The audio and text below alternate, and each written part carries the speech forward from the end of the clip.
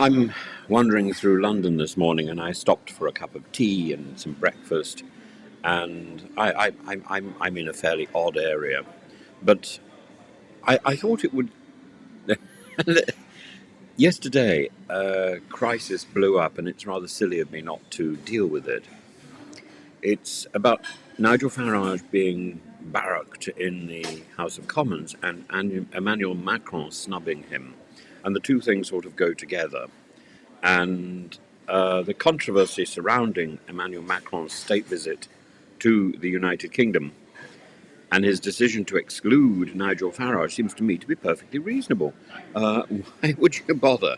It's not exactly a deliberate establishment snub to ignore the leader of a party with only 4 MPs.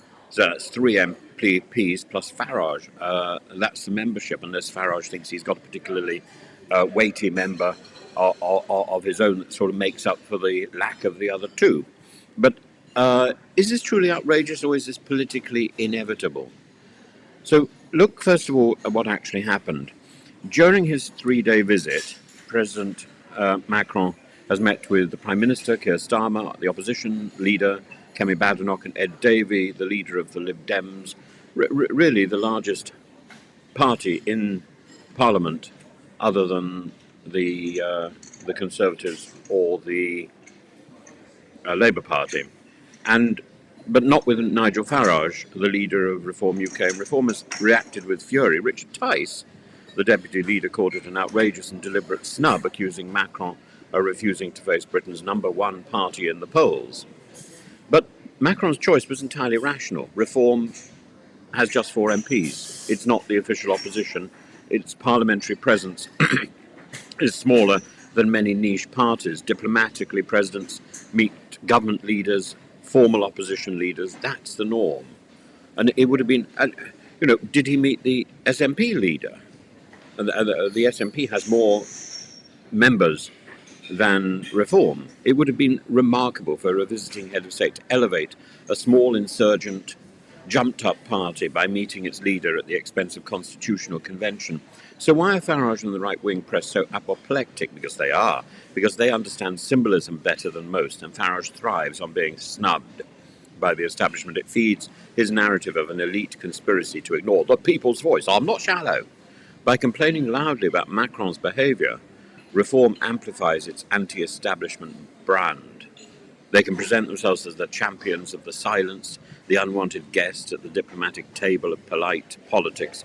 They know their voters want them to cause trouble, to highlight the contempt they believe London and Brussels have for them. And their outrage is not a failure, it's the point. Consider the right-wing press in Britain. They too have an incentive to make the Macron snub front-page news. It's a chance to paint the French president as arrogant, anti-Brexit, out of touch. It also deflects attention from Reform UK's own chaotic reality. 4 MPs, one of whom just lost the whip over COVID loan allegations and repeated criticism that it is little more than a one-man band. By making Macron the villain, they unite their base against an external enemy. And let's not dismiss this as cheap theatre alone. Reform UK is deadly serious about exploiting moments like this. They've just recruited another ex-Tory, the lacklustre Sir Jake Berry, former Conservative Party chairman under Liz Truss, and Boris Johnson's ally. You've got to have the Boris Johnson's ally, because he's limp without that moniker.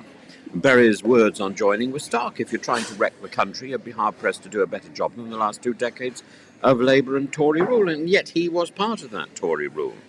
For a senior Tory to say this shows Reform's real strategy: present themselves not as a minor protest party, but as the authentic voice of disillusioned voters who feel betrayed by both major parties. Macron's snub fits that strategy perfectly. And the most telling sign of Reform's impact is not its own bluster, but Labour's response.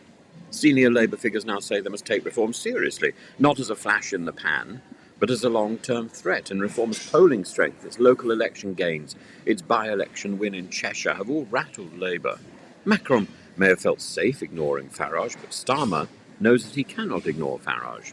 Labour will have to confront Reform head-on, especially on issues like migration and trust in politics, which means they need to have an alternative policy to Reform, not the same policy, just a little lighter. In the end, Macron's diplomatic protocol was predictable. No president would prioritise a meeting with a party of 4 MPs, especially one whose leader made a career out of insulting European leaders. But for Farage, that snub was political gold. He's built an entire career on being shut out, shouted down, excluded from polite company. His supporters don't want him shaking Macron's hand. They want him roaring in Parliament about undocumented migrants, being heckled so loudly he cannot be heard. They want their man outside the palace gates denouncing the elite banquet within. And and they'll keep wanting that until the establishment learns to take them seriously, or until they become the establishment themselves. And if they're going to become the establishment themselves, then they ought to have some policies. They don't. They won't.